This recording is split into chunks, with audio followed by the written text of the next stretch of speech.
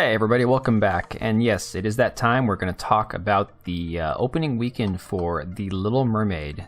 And oh boy, it has been something to behold. Now, if you were to believe the fluff pieces that are being written online, the reviews on Rotten Tomatoes, or even IMDb, I checked that one as well, it would appear the majority of fans are loving this film, that it's better than the original, that it's everything you'd ever want it to be and more. And to be honest, I don't want it to be anything, because I recognize that it's a children's film, more or less, and that it's a remake of a cartoon from the 1980s. I would have wanted it to not exist in the first place. I'm in complete opposition to any live-action remake of any cartoon. I think certain things work better as cartoons and certain things work better with real people. And honestly, we should never mix the two unless you're talking about something like Who Framed Roger Rabbit or Mary Poppins or something. Now, if you look at Rotten Tomatoes, and I've been checking back and forth on different people who've covered this, and it basically has stayed the same regardless of how many votes come in. The top critic score on the tomato meter is set at 68% on 252 reviews. If you look at all critics, I'm sorry, that's all critics. If you look at top critics, it goes down to 47% for the 60 top critic reviews.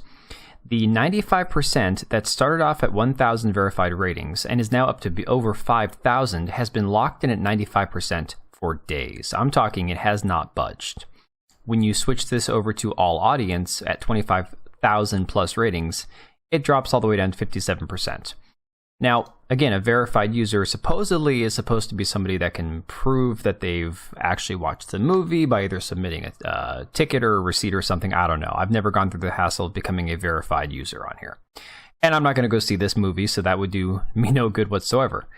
But Eric Kane on Forbes, who's done some very good work covering things like The Rings of Power and several of these other horrible, disastrous shows, points this out in an article about the actual, the score being locked in at 95%. And the long and the short of his article basically summarizes that, there are some times where critics have one opinion and the movie seems to be really, poorly reviewed by the critics, but then the audience reviews like 95, 96%, damn near perfect score, right? But at least there's continuity within there. With the, like I just pointed out to you guys, the all audience versus the verified user score is drastically different, whereas the critics fluctuate from 47 to 62%, somewhere in that ballpark. With Super Mario Brothers, which was another one of those weird ones where the critics were like, oh, see, it's just getting artificially review boosted because, so many fans are giving it like a 96%.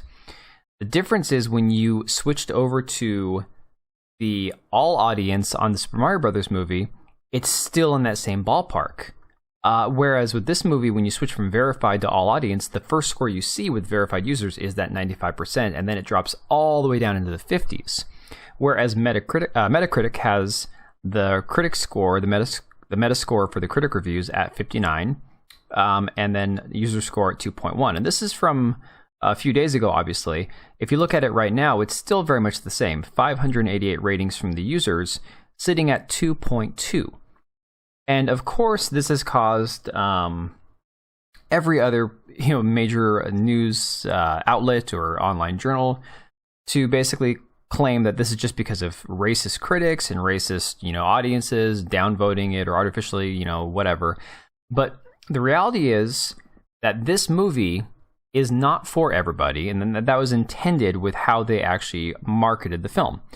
And then they want to blame the market in China for giving it, I think China opened to $2.6 million for the 4-day weekend, which is abysmal. Worst opening in China for any Disney movie ever, I'm pretty certain.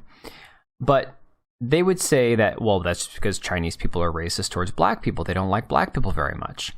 And to a degree, they're not wrong in the aspect that culturally they have done things like they've changed black characters on posters to make them smaller, to make them less prominent. For the original Black Panther, they made the movie poster had Chadwick Boseman's mask on, covering his face instead of having his face exposed.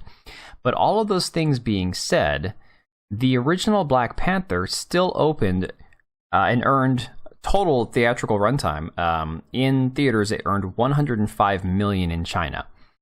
That alone pushed it past the $1 billion mark.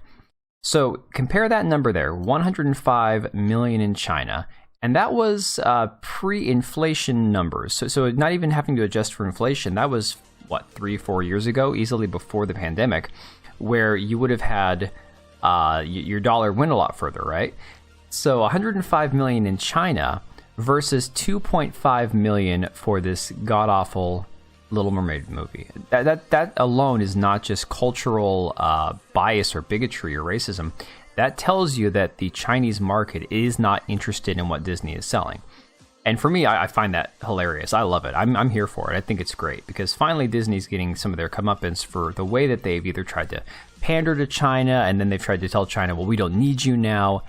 It's just biting them in the ass, and it's fantastic. I'm actually in the middle of making a video about this on my main channel, so hopefully you guys will see this video, give it a like, give it a subscription. I appreciate all the new subscribers. And I'll link my channel down below in the comments. Go check out the new video. It should be live as of tomorrow, probably first thing in the morning. And again, thank you all for being here. Appreciate it. Until next time.